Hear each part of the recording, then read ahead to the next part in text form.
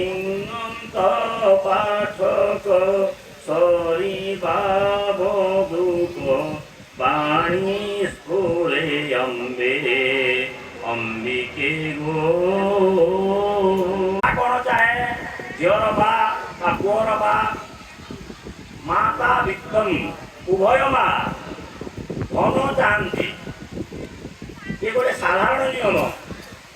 ଆମର ସମାଜରେ ଯେଉଁ ମହିଳା ଅଛନ୍ତି ସେମାନଙ୍କର ଧନ ପ୍ରତି অলঙ্କାର ପ୍ରତି ସମ୍ପତ୍ତି ପ୍ରତି ଅଧିକ ଆକର୍ଷଣ।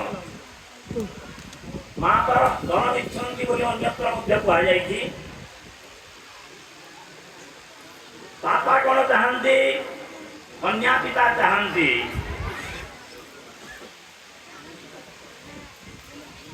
ଯେଉଁ ପୁଅଟାକୁ ସେ ଜାମାତା ରୂପରେ ଗ୍ରହଣ କରିବେ ନିଜର ଝିଅକୁ